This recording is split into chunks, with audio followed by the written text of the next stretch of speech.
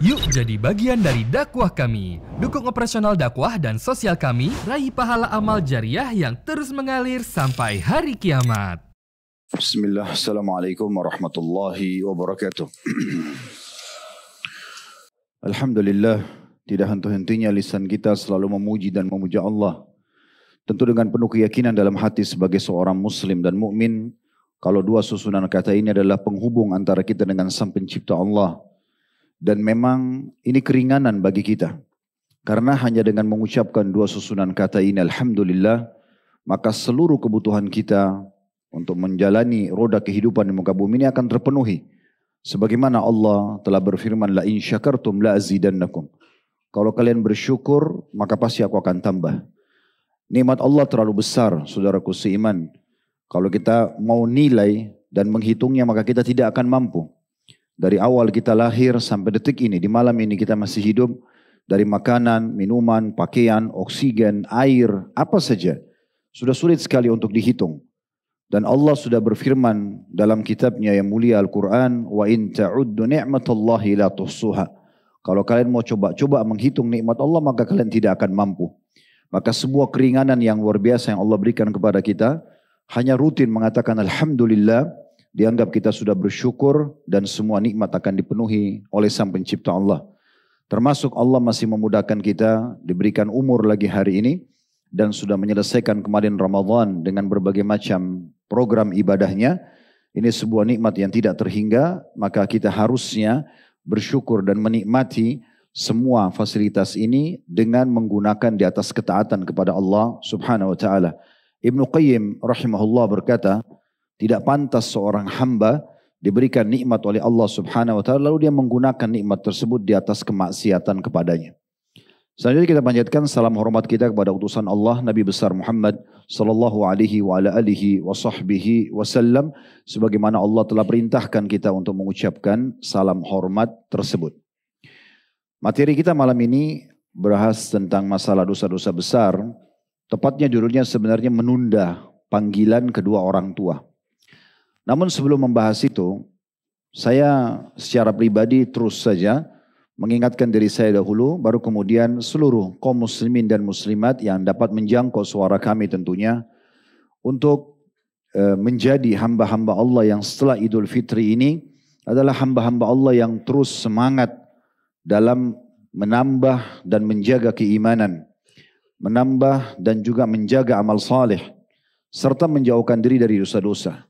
Rugi sekali saudaraku seiman, setelah kita kemarin 1 bulan di training langsung oleh Allah Subhanahu wa Ta'ala agar terbiasa dalam ketaatan. Di siang harinya kita mengerjakan ibadah yang sangat mulia, yaitu berpuasa. Dan sudah kita ketahui dalam hadits Bukhari disebutkan tidak ada ibadah yang bisa menjangkau atau menyamai pahala puasa.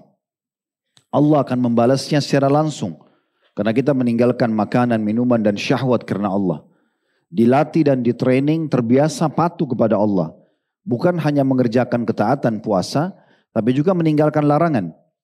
Makanan dan minuman walaupun halal, biologis juga yang halal pun suami istri, di siang hari Ramadan diuji oleh Allah untuk tidak dikerjakan.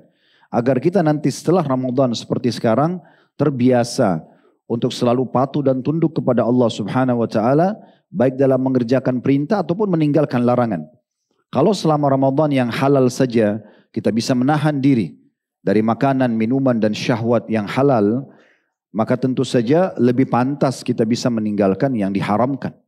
Dan itu tujuannya agar kita menjadikannya sebagai training, pelatihan yang kita siap terapkan 11 bulan ke depan selama Allah masih memberikan umur sampai Ramadan akan datang. Lalu Ramadan akan datang kita lebih semangat lagi untuk meningkatkan kualitas dan kuantitas keimanan serta juga amal-amal saleh kita untuk bekal 11 bulan lagi ke depan, begitu terus sampai kita bertemu dengan Allah Subhanahu wa Ta'ala dalam kondisi semuanya sudah maksimal kita usahakan.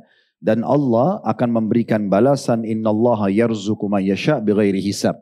Allah kalau sudah memberikan rezeki dan balasan pada seseorang maka tidak ada batasannya. Maka kita harusnya lakukan semangat atau kita lahirkan semangat untuk beribadah.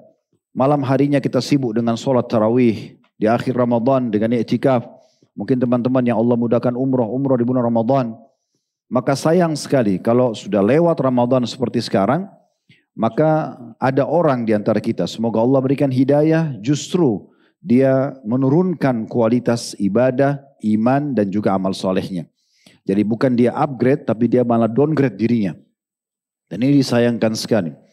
Sebagai peringatan, kita bisa mendengarkan perkataan Ka'ab radhiyallahu anhum. Perkataan ini sangat menarik, disebutkan dalam kitab Lataif Al-Ma'arif di halaman 390. Man shama Ramadan wa huwa yuhaddithu nafsahu idza aftara min Ramadan lam ya'si Allah dakhala al-jannata bi ghairi mas'alatin wala hisab. Siapa yang berpuasa Ramadan dan dia menyelesaikan Ramadan, artinya masih hidup seperti kita sekarang, ajalnya belum datang, menyelesaikan Ramadan. Sementara dia bertekad dalam dirinya setelah Ramadan tidak akan pernah lagi terjerumus dalam pelanggaran-pelanggaran atau maksiat kepada Allah. Dipastikan pada saat dia meninggal, dia akan masuk surga tanpa ada masalah dan tanpa ada hisab. Lalu beliau mengatakan, وَمَنْ صَامَ رَمَضَانَ وَهُوَ يُحَدِّثُ نَفْسَهُ إِذَا أَفْطَرَ عَصَى رَبَّهُ فَصِيَامُهُ عَلَيْهِ مَرْدُودٌ. Dan siapa yang berpuasa Ramadan, lalu dia menyelesaikan Ramadan, berhasil masih hidup sampai seperti sekarang, melewati Ramadan dan Idul Fitri, namun dia bertekad dalam dirinya untuk bermaksiat lagi kepada Tuhannya setelah Ramadan, maka puasanya tertolak.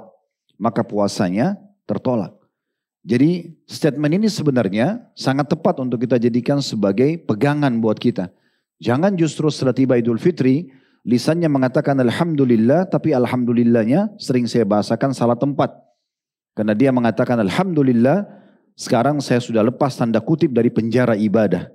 Alhamdulillah tidak lagi puasa, tidak lagi sholat malam, tidak lagi berzikir, tidak lagi baca Quran. Bahkan sudah bisa berbuat dosa kembali. Ini kekonyolan yang banyak terjadi dari sebagian orang, sehingga akhirnya dia tidak ambil pelajaran dari bulan Ramadan. Teman-teman sekalian, ibarat orang yang sudah berijtihad, berusaha dengan sangat maksimal Ramadan kemarin itu, dan berhasil mencapai level tertentu di ibadah yang mungkin dia tidak capai selain Ramadan, seperti orang yang kerja di perusahaan, dan dia sudah sampai pada level tertentu. Misal level prestasi di perusahaan itu kalau angka 1 sampai 10 dia sudah sampai di level 7 misalnya. Dari jabatan, dari payroll, salary-nya atau gajinya, dia sudah sampai. Sangat konyol kalau orang ini sudah sampai pada level tersebut, kemudian dia ugal-ugalan. Mulai dia bengkalekan pekerjaannya, mulai dia malas datang kerja. Sementara dia sudah sampai prestasi itu. Dan ini tentu salah, karena pasti mungkin akan dikeluarkan oleh perusahaan. Semua prestasi yang dijangkau itu juga akan hilang begitu saja. Bahkan bisa rusak nama baiknya.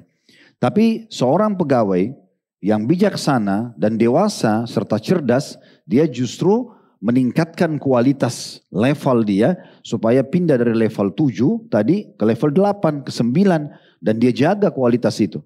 Seperti itulah ibaratnya orang kalau sudah mencapai level tertentu di Ramadan, harusnya setelah Ramadan dia mempertahankan atau bahkan melebihkan ibadahnya. Nah ini poin penting untuk kita garis bawahi. Kalau ada seseorang di antara kita teman-teman setelah Ramadan tetap dia jaga semangatnya, keimanan dan amal solehnya, maka itu pertanda kebaikan. Makanya kata Ibnu Rajab rahimahullah, inna min thawabil hasanati al-hasanata ba'daha. Sesungguhnya tanda-tanda kebaikan adalah kalau seseorang bisa mengerjakan kebaikan sesudahnya. Kalau kita dari zikir ke doa, dari doa ke baca Quran, dari majelis ilmu ke majelis ilmu yang lain, dari sholat ke sholat yang lain, baca Quran dan segala macam ibadah, kita lihat seharian itu kita sibuk dari ibadah ke ibadah yang lain, maka berarti itu balasan dari kebaikan kita sebelumnya. Allah mudahkan kita dan memilih kita untuk bisa mengerjakannya. Wa inna min jaza'is sayyi'ati as-sayyi'ata ba'daha. Dan tanda-tanda dosa dan pelanggaran dan keburukan justru kalau ada pelanggaran dilakukan setelahnya. Berarti kalau kita melakukan keburukan, ya, dan keburukan lagi setelahnya menyusul, dari zina ke zina, dari riba ke riba, dari maksiat ke maksiat, berarti memang itu dasarnya balasan dari Allah agar orang ini tidak mendapatkan petunjuk. Bishr rahimahullah berkata, bi'sal qawmu la ya'rifuna Allah la ya'rifuna lillahi haqqan illa fi syahri Ramadan. Sungguh satu komunitas sudah sangat pantas dianggap buruk kalau mereka tidak memberikan haknya Allah yang sebenarnya kecuali di bulan Ramadan saja. Inna saliha alladhi yata'abbadu wa yajtahidu sanata kullaha. Sungguhnya orang yang dinilai saleh adalah orang yang sepanjang tahun terus sibuk beribadah kepada Allah Subhanahu wa ta'ala. Kembali kami ingatkan diri kami dan juga teman-teman sekalian, memang tujuan kita ada di muka bumi ini, jangan lupa surah Az-Zariyat, surah nomor 51, di mana wa ma khalaqtul jinna wal insa illa liya'budun. Aku tidak ciptakan, aku tidak adakan, aku tidak lahirkan dan kembang biakkan seluruh jin dan manusia di muka bumi ini kecuali memang tujuannya satu, untuk beribadah. Ramadan mendidik kita kemarin untuk menjadi ahli ibadah. Jangan setelah Ramadan kendor lagi, kemudian kita tidak melanjutkan estafet tujuan kita diciptakan. Memang kita diciptakan ini untuk sholat, untuk puasa, untuk zakat, untuk haji, untuk umroh, majelis ilmu, bakti sama orang tua, jenguk orang sakit. Memang itu tujuannya.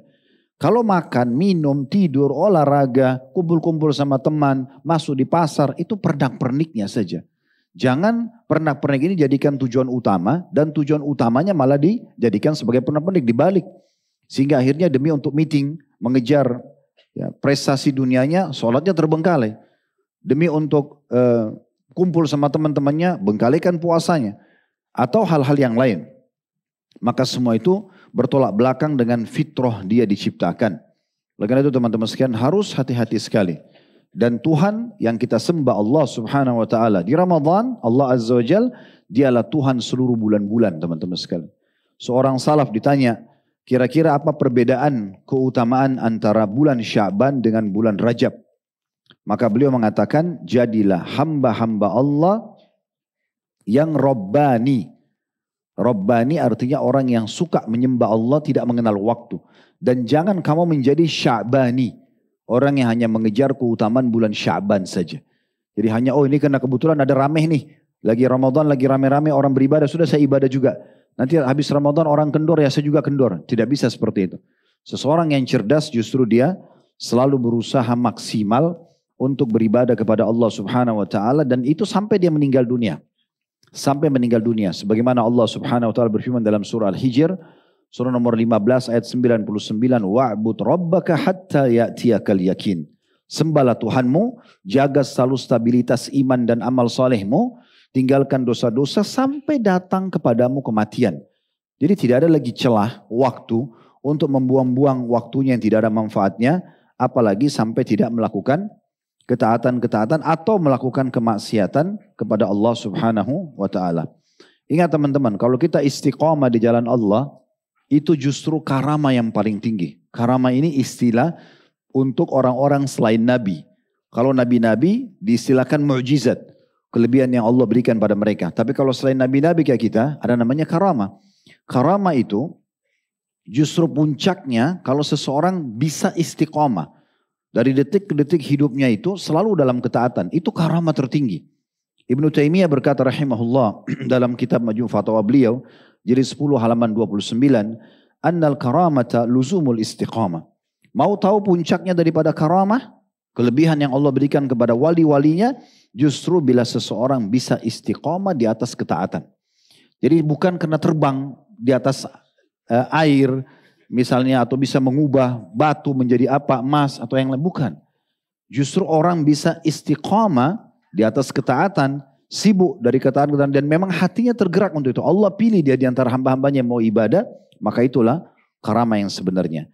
Dan kita tutup mukaddimah ini, karena ini kalau mau dibahas jadi tema tersendiri. Tapi kemarin sempat sudah kami singgung di acara Tablik Akbar juga di Kota Makassar, di Rujab Gubernur.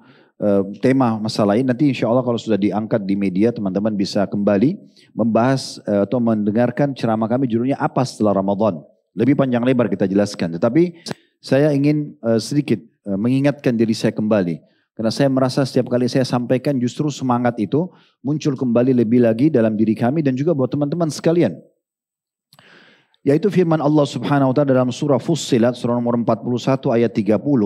Di mana Allah Subhanahu wa ta'ala berfirman, innal ladzina qalu rabbunallahu thumma istaqamu tatanazzalu alaihimul malaikatu alla takhafu wa la tahzanu wa abshiru bil jannati allati kuntum tu'adun. Sesungguhnya orang-orang yang mengatakan, mengikrarkan Tuhanku Allah. Dan insya Allah kita termasuk. Kalau tidak mungkin kita hadir sholat tadi. Tidak mungkin kita duduk dalam majelis ilmu ini. Orang-orang yang mengikrarkan Tuhan kami adalah Allah, kemudian mereka istiqomah, konsisten. Udah sekali beramal soleh begitu dijaga atau bahkan dilebihkan kalau bisa, bukan dikurangi. Sekali tidak menutup diri dari dosa, tutup selamanya. Maka pada saat mereka meninggal, malaikat-malaikat akan turun menemui mereka. Seraya berkata kepada orang-orang beriman ini pada saat meninggal, tidak perlu kalian takut, tidak perlu kalian sedih, dan terimalah berita gembira dengan surga yang telah dijanjikan untuk kalian. Kata Ibnul Jauzi rahimahullah berhubungan dengan masalah tafsir ayat ini, ya surah Fussilat ayat 30, ulama tafsir memaknakan istiqomah dengan istiqomah di atas tauhid. Tidak ada kesyirikan dalam hidupnya. Istiqomah dalam ketaatan dan menunaikan semua kewajiban Allah. Apa saja yang diperintahkan, wajib atau sunnah semua dia sibuk kerjakan. Dan istiqomah di atas ikhlas dalam beramal sampai ajal datang. Dinukil dari kitab Zadul Masir jilid 5 halaman 304. Dan Ibnu Katsir mengatakan rahimahullah di dalam tafsir Quran Azim beliau jilid 6 halaman 526. Orang istiqomah akan mendapatkan keutamaan yang pertama. Ya, tentu saja keutamaan yang dimaksud dari ayat tadi. Malaikat akan turun dan akan menghampiri mereka pada saat ajal datang. Mereka mendapatkan. Yang pertama adalah malaikat akan berkata pada mereka, jangan khawatir dengan keselamatan di akhirat. Kalau kita coba beriman pada Allah dan istiqomah sampai ajal datang nanti. Apalagi ajal ini misterius, kita tidak tahu kapan datang. Maka di saat malaikat itu datang, yang pertama mereka ucapkan, itu adalah tidak perlu kalian khawatir dengan setelah mati ini. Di akhirat kalian akan selamat, karena selama ini kalian sudah beriman pada Allah dan istiqomah. Itu berita gembira pertama dari malaikat. Yang kedua, jangan atau tidak perlu kalian bersedih dengan dunia yang kalian tinggal. Apakah pasangan hidup, apakah anak-anak, apakah pekerjaan, harta, bahkan hutang-hutang sekaligus, ya atau sekalipun karena Allah akan menggantikannya. Jadi tidak perlu ada kesedihan. Mungkin selama ini kita kalau safar masih sedih, mungkin berpisah dengan pasangan hidup, dengan anak, dengan lingkungan kita, teman-teman, pekerjaan. Tapi nanti kalau meninggal, kita berpisah selamanya dengan dunia ini, maka malaikat akan mengatakan, sudah lupakan semua itu, Allah akan mengurus. Sekarang tidak perlu ada kesedihan tentang apa yang ditinggal. Dan yang ketiga, disampaikan berita gembira, inilah saatnya kalian akan menikmati surga yang sudah dijanjikan. Maka manfaat orang istiqomah itu luar biasa. Bagaimana kita menjaga ini semua dan kita komitmen sampai ajal kita datang. Ini kurang lebih gambaran yang coba kami ingin sampaikan teman-teman sekalian di awal pembukaan kita. Walaupun sebenarnya saya bilang tadi bahasan kita berhubungan dengan masalah menunda panggilan orang tua. Namun karena momennya bertepatan dengan selepas puasa, maka saya ingin menyampaikan poin ini tentunya. Baik, kita akan masuk teman-teman sekalian membahas tentang masalah menunda amal soleh. Kalau teman-teman masih ingat, bahasan kita berhubungan dengan dosa-dosa besar ini ada rangkaian satu paket. Di satu judul namanya menunda amal soleh. Kita sudah membahas menunda sholat. Ya. Kemudian kita sudah membahas menunda zakat. Kita sudah membahas menunda puasa Ramadan. Kita sudah membahas menunda haji, terutama bagi yang mampu. Dan kita sudah bahas juga menunda jihad. Ini bahasan kita terakhir sebelum Ramadan. Dan sekarang kita akan membahas menunda panggilan orang tua. Kalau seseorang durhaka dengan orang tuanya sudah pernah kita bahas secara khusus. Ya, yaitu memang orang yang bertutur kata kasar dan segala macam. Tapi ini kita kerucutkan bahasanya ke masalah bagaimana kalau seseorang itu dipanggil oleh orang tuanya. Dipanggil apapun untuk kebutuhan selama bukan maksiat kepada Allah. Lalu kemudian dia menundanya. Misalnya dia lagi sholat sunnah, atau dia lagi kerja sesuatu, mungkin dia perbaikin motornya, mobilnya, lalu dipanggil orang tua, lalu dia tidak menjawabnya. Ternyata ini masuk dalam kategori dosa, gitu ya.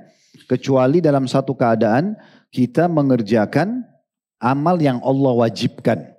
Contoh misalnya kita lagi sholat wajib, maka di saat itu kita tentunya ya tidak menjawab orang tua kita, atau sebagian ulama mengatakan bisa memberikan isyarat.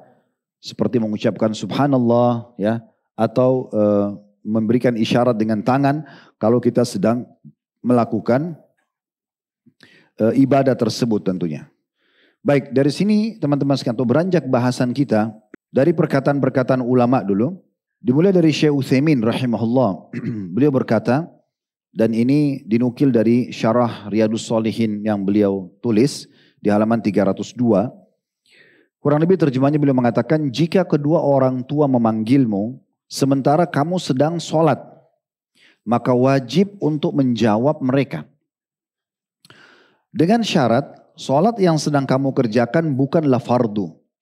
Kayak teman-teman lagi sholat duha, sholat tahajud, sholat sunnah qobliyah, ba'diyah, misal di rumah lalu dipanggil oleh orang tua, ibu atau ayah kita.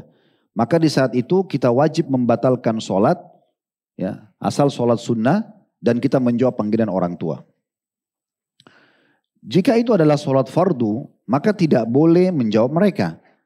Tapi jika sholat sunnah, maka segera jawablah mereka. Kecuali dalam satu keadaan, kalau kita lagi sholat sunnah, kata beliau ada pengecualiannya, bila kedua orang tua kita adalah bijak dan memahami tentang hukum agama ini atau keadaan. Dan jika mereka tahu kamu sedang sholat, mereka akan memaklumi. Dalam kasus ini cukup memberikan isyarat kalau kamu sedang sholat seperti dengan berdeham atau mengatakan subhanallah atau mengeraskan suara bacaan ayat atau doa agar yang memanggil tahu kalau kamu sedang sholat. Namun jika orang tua termasuk orang yang tidak bisa memahami dan ingin segera panggilan mereka dijawab, maka putuskan sholatmu dan berbicaralah dengan mereka. Namun adapun sholat fardu, masih ke perkataan beliau ya, maka tidak boleh diputuskan untuk siapapun, kecuali dalam keadaan darurat. Seperti jika kamu melihat seseorang yang jatuh ke dalam sumur, tenggelam di lautan, atau akan terbakar dengan api. Dalam kondisi darurat seperti ini, maka potonglah sholatmu, tapi untuk hal lain tidak boleh memutus sholat fardu. Nah, mirip juga ini yang terjadi pada saat Umar bin Khattab radhiyallahu anhu ditusuk oleh Abu Lu'lu dan sementara sholat, di situ sahabat terbagi menjadi dua. Ada yang tetap lanjutin sholatnya, ada yang membatalkan sholat wajibnya. Kemudian mereka membantu Umar, menyelamatkan Umar dari serangan Abu Lu'lu.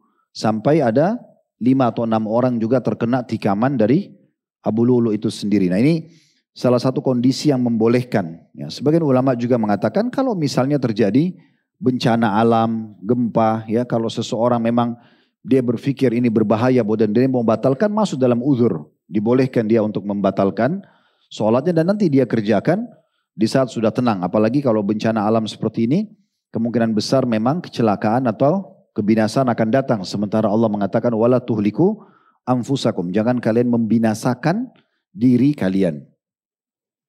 Dalam statement yang lain, Imam Nawawi rahimahullah, beliau mengatakan, dalam syarah Sahih Muslim, beliau menyebutkan judul bab mendahulukan berbakti kepada orang tua atas sholat sunnah dan ibadah-ibadah sunnah lainnya.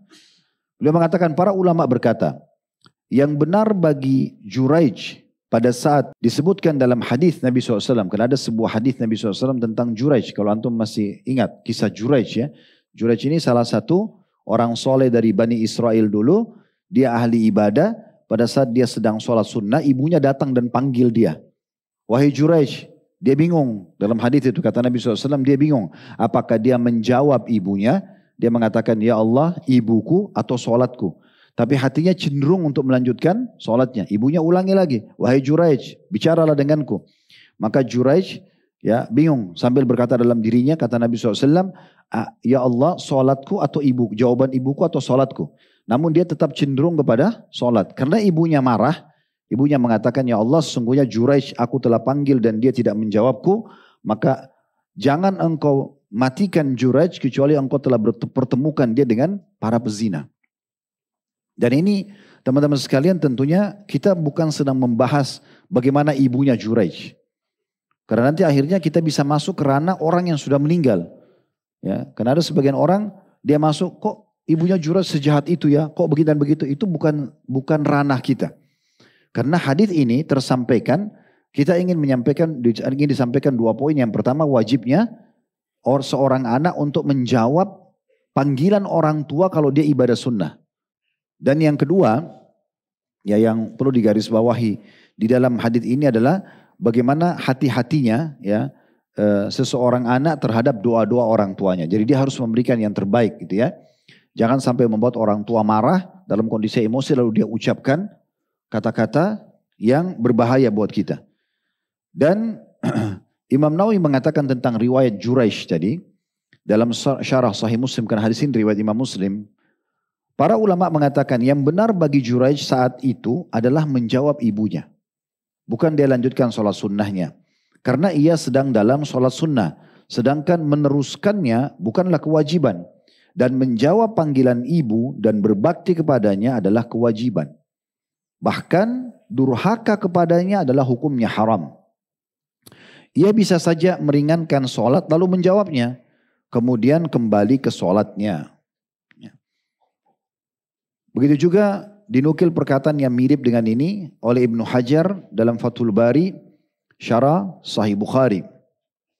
Begitu juga disebutkan dalam kitab Ad-Dur Al-Mukhtar, salah satu kitab mazhab Hanafi yang kurang lebih isinya di jilid 2 halaman 54. Jika salah seorang orang tuamu memanggil, jika salah seorang dari orang tua memanggil ketika seseorang sedang sholat fardu, maka ia tidak menjawab. Kecuali jika orang tuanya meminta tolong darinya dalam hal-hal yang berbahaya. Misal orang tua kita pakai kursi roda dan dia pada saat itu jatuh, ya, atau dia kepleset, kebentur kepalanya, lagi keluar darah. Kalau tidak dibantu segera mungkin bisa membahayakan. Mungkin di saat itu mirip kasus Umar bin Khattab pada saat ditusuk. Tetapi kalau hanya sekedar panggilan biasa, nak misalnya, atau dipanggil apa, kenapa minta tolong untuk diajak ditemani ngobrol, atau minta minum dan makan, itu mungkin masih bisa lanjutin sholat wajibnya. Tapi kalau sholat sunnah, semuanya mutlak harus dibatalkan, ya, untuk kita mematuhi dan menjawab panggilan orang tua. Makanya dikatakan dalam kitab tadi Ad-Durul Mukhtar, jika salah seorang dari orang tua memanggil ketika sedang dalam sholat fardu, maka pada saat itu ia tidak menjawab, kecuali jika orang tuanya meminta tolong darinya. Maksudnya jika orang tua minta tolong dalam keadaan darurat, gitu ya. Dan ini berarti menandakan dari statement-statement ini kita bisa lihat, ya, bagaimana statement para ulama tentang masalah tidak bolehnya seseorang menunda panggilan orang tua jika kita sedang sholat sunnah. Baik, kita kembali teman-teman sekalian melengkapkan bahasan kita dan mengingat kembali, mereview kembali tentang riwayat-riwayat dari Nabi SAW berhubungan dengan masalah pentingnya bakti pada orang tua. Dan saya mengingatkan buat teman-teman yang orang tuanya masih hidup. Ya, Allah Subhanahu Wa Taala sudah memanggil kedua orang tua kami sehingga bab baktinya tinggal terbatas kalau orang tua sudah meninggal. Seperti misalnya kita melanjut hubungan dengan saudara-saudara ataupun orang-orang yang pernah memiliki persahabatan dengan kedua orang tua. Mungkin juga ditambah dengan berdoa, bersedekah buat orang tua. Tapi itu terbatas sekali. Kalau masih hidup kita punya banyak pintunya. Di antaranya antum bisa memberikan makanan, ya, minuman, pakaian. Ini untuk orang mati sudah nggak mungkin. Jadi kalau sekarang masih ada peluang untuk itu luar biasa gitu ya. Ini juga sering saya ingatkan, ada beberapa cuplikan kami tentang masalah mudik kemarin. Ya, saya selalu sampaikan kalau mudik itu kalau diniatkan untuk silaturahim keluarga adalah amal yang luar biasa. Berjam-jam pun kita macet segala macam gak ada masalah. Karena kita niat untuk silaturahim keluarga. Dan normal saja orang pulang ke kampungnya, kumpul-kumpul sama keluarga, sama teman-teman. Tetapi yang perlu digarisbawahi, jangan baru ya 10 menit, setengah jam ketemu dengan kedua orang tua, tiba-tiba ditinggalkan ibu dan ayahnya dan pergi kumpul sama teman-temannya. Dari pagi sampai malam. Didahulukan teman-temannya daripada kedua orang tuanya. Mungkin ibunya sudah masakan kesukaannya. Mungkin ayahnya ingin mendengarkan tentang kisah pengalaman kerja atau kuliahnya. Harusnya dia menghabiskan waktu dengan kedua orang tua. Teman-teman itu cuma selingan. Mungkin bisa hari keduanya. Mungkin hanya bisa justru waktunya walaupun hari yang sama tapi sedikit. Itu pun pamit dengan kedua orang tua. Nanti akan kita bacakan riwayat bagaimana ada sahabat yang datang ingin berjihad dan ingin hijrah ke Madinah tinggal bersama Nabi SAW. Tapi Nabi suruh justru balik dan bakti kepada kedua orang tuanya. Apalagi kalau dasarnya kita cuma sekedar mudik saja gitu ya. Lalu kita dahulukan teman-teman kita kumpul sama mereka dan meninggalkan orang tua kita. Ini poin yang perlu kita garis bawahi. Baik, saya mengingatkan kembali hadis-hadis Nabi SAW seperti diantaranya masalah jihad tadi. Ada hadis yang sahih.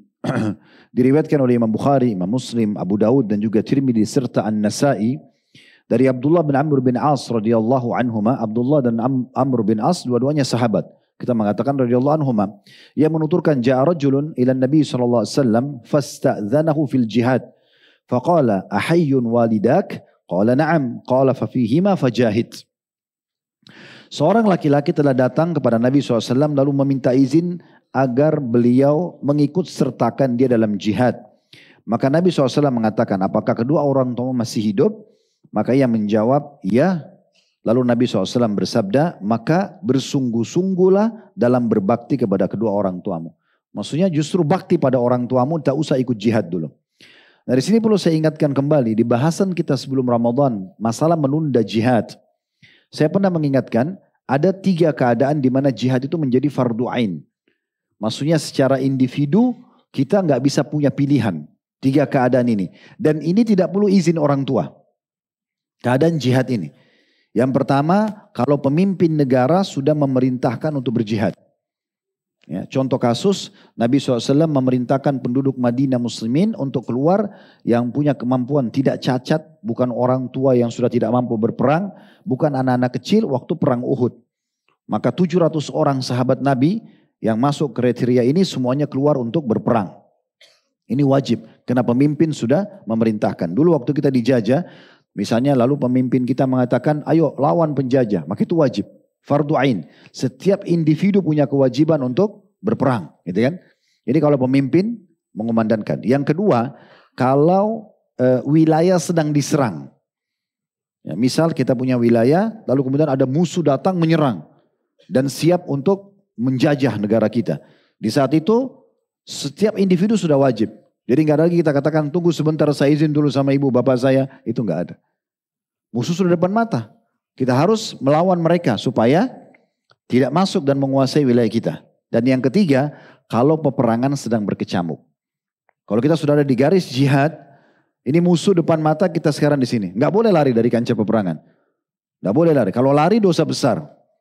Kalau sudah berhadapan sama musuh, tidak ada sifat pengecut dalam hidup seorang muslim, cuma salah satu dari 2 keadaan. Melawan musuh sehingga kita terbunuh mati syahid atau kita pulang membawa kemenangan. Terbunuh itu bukan kalah dalam medan jihad, tapi justru kemenangan. Karena kita meraih target utama jihad yaitu mati syahid tentunya. Nah ini yang dimaksudkan. Jadi yang dimaksud dengan hadits ini teman-teman sekalian minta izin sama orang tua adalah jihad-jihad yang bukan masuk dalam fardu ain tadi. Contoh misalnya hukumnya fardu kifayah. Sekarang teman-teman kita di Palestina, penduduk setempat hukumnya fardu ain. Setiap individu wajib melawan penjajah mereka. Tapi bagi kita, umat Islam yang jauh dari wilayah itu kayak di Indonesia, sifatnya fardu kifayah. Artinya, mereka berperang, tercukupi mewakili. Kita bisa membantu dengan doa, membantu dengan harta. Kecuali pemerintah kita mengatakan, ayo seluruh warga Indonesia Muslim boleh pergi ke sana misal. Nah itu lain. Kita pergi karena perintah pemimpin kita. Nah ini hukum syar'i yang harus kita fahami. Dalam riwayat lain, di riwayat Imam Muslim disebutkan, Aqbala rajulun ila Rasulillah sallallahu alaihi wasallam faqal ubayi'uka 'ala al-hijrati wal jihad. Seseorang laki-laki datang kepada Rasulullah SAW dan berkata, saya berbaiat atau bersumpah setia kepada anda untuk berhijrah. Saya mau tinggal di Madinah, tinggal sama anda sini, hijrah, tinggalkan negeri saya, dan saya mau siap berperang setiap saat. Saya mau jihad. Ya. Kemudian Nabi SAW dia mengatakan begini, abtagil ajra minallah. Saya berharap dapat pahala dari Allah karena saya hijrah dan saya jihad. Qala, maka Nabi SAW bertanya kepada anak muda itu, fahal min walidaika ahadun hayy? Apakah ada salah satu dari kedua orang tuamu yang masih hidup? Qala na'am, bal kilahuma hayyun. Anak muda ini mengatakan, ya, bahkan dua-duanya masih hidup. Qala fatabtagil ajra minallah. Apakah kata Nabi SAW, apa kau ingin mengejar pahala yang banyak? Qala na'am. Anak muda itu mengatakan iya. Qala farji ila walidayka fa ahsin suhbatahuma. Maka saya sarankan sekarang kamu kembali kepada kedua orang tuamu dan perbaikin dan maksimalkan berbakti pada keduanya. Di sini anak muda ini bukan datang untuk mengikuti peperangan yang fardu ain tadi. Tapi belum ada peperangan, dia cuma bilang, ya Rasulullah saya mau hijrah. Nanti kalau ada jihad saya mau ikut. Jadi belum ada jihad. Maka belum sifatnya wajib gitu kan. Maka Nabi SAW suruh dia kembali kepada kedua orang tuanya dan berbakti dengannya. Jadi masih punya orang tua teman-teman sekalian, maksimalkan. Telepon mereka, WA ke mereka, ya tanya kabarnya, minta didoakan tiap hari. Yang kita sayangkan sekali banyak di antara anak-anak muslim, ya, anak muda muslim, kalau ditelepon oleh orang tuanya, oleh ibunya yang rindu mendengarkan suaranya atau mau video call melihat wajahnya, dia buru-buru. Maaf ibu saya lagi kuliah, maaf ibu saya lagi kerja, maaf ibu saya lagi macet dan segala macam. Tapi kalau temannya atau sahabat yang telepon, nggak masalah. Ya, dia mungkin meluangkan waktu yang cukup lama. Apalagi kalau dia tahu ada potensi bisnis mungkin dari orang ini, atau dia akan diterima lamaran kerjanya. Lalu dia mendahulukan semua urusan dunia hanya karena orang tuanya. Ini sudah sering kami berbagi teman-teman. Para ulama kita memberikan pelajaran yang luar biasa. Saya temukan kisah-kisah yang disampaikan di Saudi dari beberapa masyayikh dan ulama-ulama kita. Itu mereka lagi ceramah seperti ini, lalu ibunya telepon, dia matikan mikrofonnya, lalu dia bilang sama jemaah, maaf ibu saya telepon. Lalu kemudian dia angkat telepon, dia bicara seakan-akan sedang tidak ada kegiatan. Dia jawab salam, dia tanya kabar ibunya dibiarkan sampaikan apapun, di depan jemaah semua. Ternyata ibunya mengatakan, nak ibu lagi rindu pengen ketemu. Baik ibu, sekarang saya datang. Ada ibu butuh sesuatu? Gak ada, saya cuma mau kau datang nak. Baik, ditutup, lalu dia bilang sama jemaah, maaf jemaah ibu saya butuh sama saya, pengajian kita tutup malam ini. Selesai. Baca kafaratul majlis, pergi sama ibunya. Satu orang ibu didahulukan dari semua jemaahnya. Ini pernah saya sampaikan dalam beberapa kisah masalah berbakti pada orang tua. Ada salah satu di antara mereka diceritakan masyayikh, ya, jaraknya dari Jeddah ke Qasim lumayan cukup jauh. Satu kota ke kota yang lain. Ratusan kilometer, mungkin bahkan sampai mendekati 1000 kilometer mungkin, kalau saya tidak salah. Tapi ayahnya telepon dan ayahnya tidak tahu kalau dia lagi pengajian. Begitu telepon dia ada nama ayahnya, ditutup sama dia teleponnya, ditutup mikrofonnya, dimatikan, kemudian dia mengatakan, dia jawab salam, dia bilang sama jemaah, maaf ayah saya sedang telepon. Setelah ngobrol ayahnya langsung bilang, nah ayah ini mau undang teman-teman ayah dan butuh 5 ekor domba. Butuh 5 ekor domba. Kata ayah, anaknya baik ayah. Karena ayahnya nggak jelasin domba ini mau beli dari mana, pokoknya ayah butuh domba saja untuk undang teman-teman ayah. Baik ayah, ada yang lain? Tidak ada. Baik, segera saya urus. Mungkin di benak seseorang antara kita teman-teman, kalau ayah kita misalnya lagi di Surabaya, di Makassar, di Medan, telepon antum di Jakarta, yang paling baik mungkin kita lakukan apa? Transfer uang. Transfer uang, ya udah ayah mau pilih kambing terserah, domba apa di sana boleh, gitu kan? Cari domba yang terbaik, ayah mau domba berapa? 3 juta, 5 juta beli aja. Ini uangnya misalnya, itu sudah kita anggap baik. Tapi syekh ini berbeda. Walaupun tidak dinukil nama beliau, tapi kisah ini ibrahnya, pelajarannya sangat besar. Maka dia mengatakan sama jemaahnya, maaf ayah saya sedang butuh sama saya, maka saya tutup majelis ini, kafar majelis tutup. Lalu dia pergi sewa mobil pick up, dia pergi ke satu kandang penjual domba, dia beli domba terbaik 5 ekor, dia setir sendiri mobil pick up itu jalan ke sana ratusan kilometer, dia kasih ayahnya, ketemu salaman ini ayah pesanannya, kemudian dia pulang kembali ke kotanya. Jaraknya ratusan kilometer, dia bawa pesanan ayahnya. Karena ayahnya tidak bilang tadi, nak kirimin uang buat saya misalnya. Bukan itu permintaannya. Hanya butuh domba 5. Dan dia maksimal ingin mengejar baktinya. Nah sampai seperti itu mereka dalam berbakti pada orang tua teman-teman sekalian. Begitu juga dengan hadis yang lain diriwayatkan oleh Abu Daud. Dari Abu Sa'id radhiyallahu anhu. Anna rajulan min ahli Yaman hajara ila Rasulillahi sallallahu alaihi wasallam faqala lah. Bahwasanya ada seorang laki-laki dari negeri Yaman berhijrah ke kota Madinah kepada Rasulullah SAW. Lalu Nabi pun bersabda padanya, hallaka ahadun bil Yaman, apakah di Yaman ada seseorang yang kau tinggalkan? Qala abawaya, ya kedua ayah, orang tuaku, ibu dan ayahku. Qala adzinalak, dua-duanya mengizinkan kamu enggak hijrah ke sini ke Madinah? Qala la, maka anak muda itu mengatakan tidak. Qala farji' ilaihima fasta'zinhuma fa in adzina laka fajahid wa illa fabirhuma. Lalu kata Nabi SAW, baliklah kamu ke sana, ke negeri Yaman. Padahal Yaman dengan Madinah itu jaraknya jauh sekali. Belum ada transportasi kayak kita sekarang. Dan antara Yaman sama Madinah waktu itu cukup banyak hal-hal yang tidak aman di jalan. Karena banyak perampok jalan segala macam gitu ya.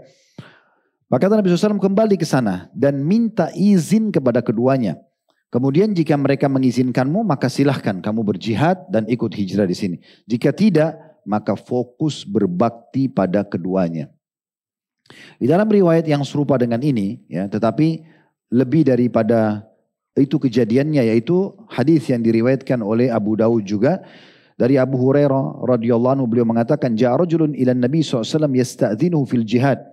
Seseorang laki-laki datang dan meminta izin kepada Nabi SAW untuk berjihad. Faqal, maka Nabi SAW bertanya, ahayyun walidak, apakah kedua orang tua masih hidup? Qala na'am, orang itu mengatakan. Qala fafihima fajahid, maka pada keduanya lah kau kejar pahala jihad.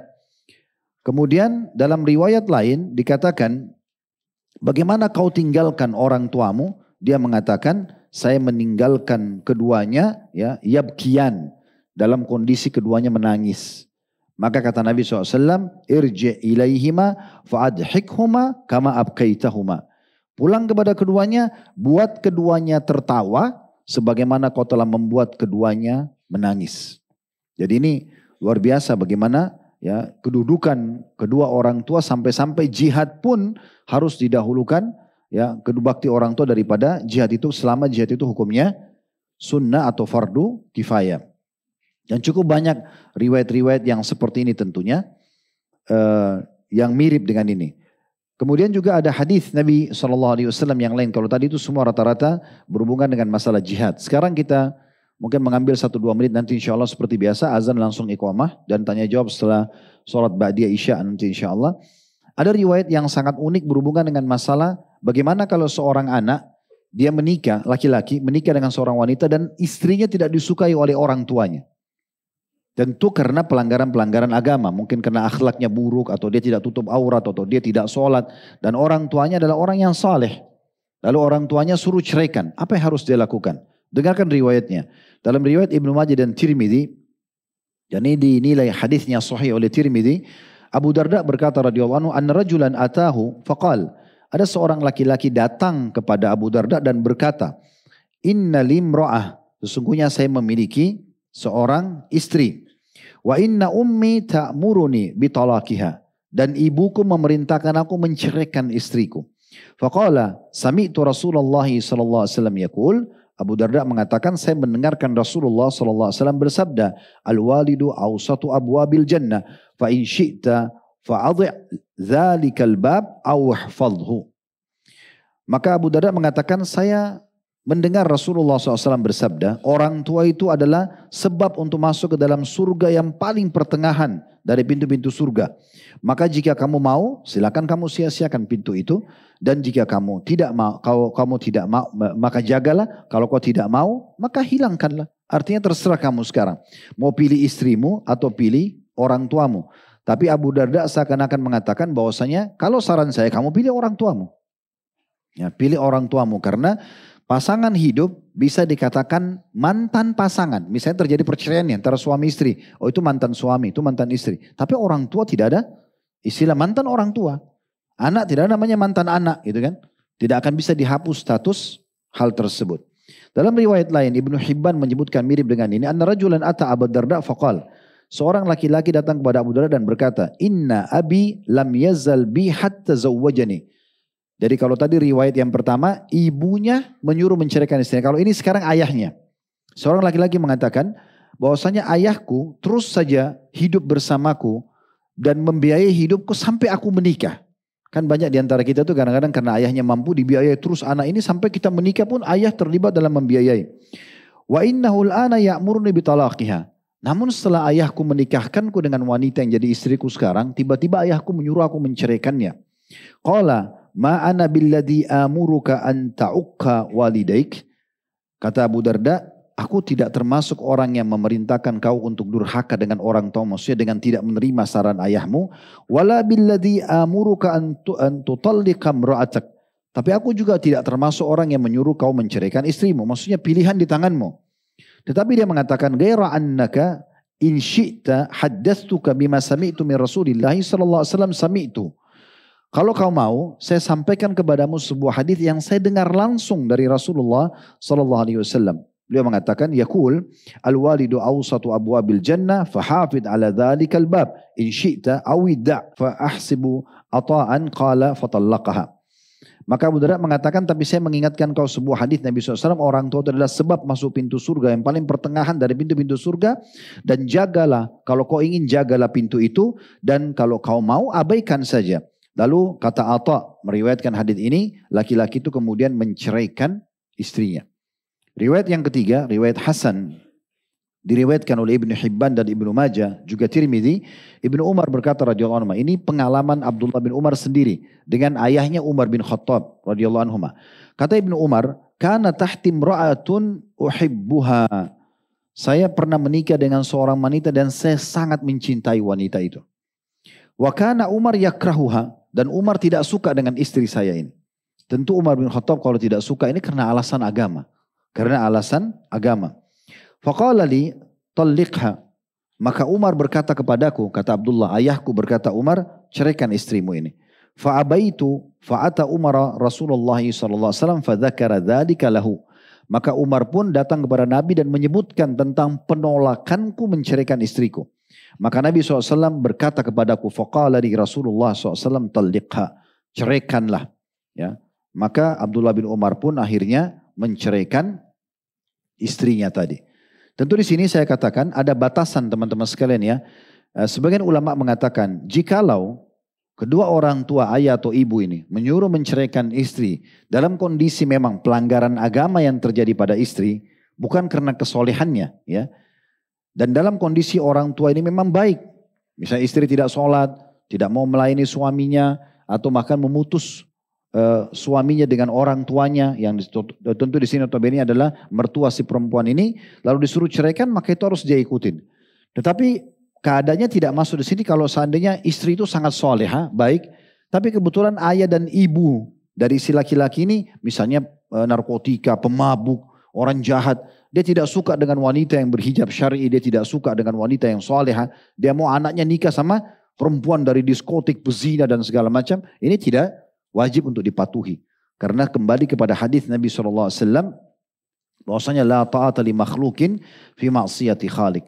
Tidak ada ketaatan pada makhluk yang berbau maksiat kepada Allah Subhanahu wa ta'ala. Karena menceraikan istri yang salihah tanpa udzur syar'i hanya karena misalnya orang tua mau kita nikah dengan wanita fasikah, wanita jauh dari agama, itu termasuk maksiat kepada Allah Subhanahu wa ta'ala. Maka di sini kita tidak patuh kepada mereka berdua, dan khusus di bab ini saya tentunya, yang lain tetap harus kita berbakti kepada keduanya. Allahu a'lam. Ini bahasannya insyaallah. Semoga saja kita bisa ambil pelajaran dari apa yang kita bahas, dan semoga Allah ikhlaskan niat kita. Subhanakallahumma bihamdika asyhadu an la ilaha illa anta astaghfiruka wa atubu ilaik. Wassalamualaikum warahmatullahi wabarakatuh.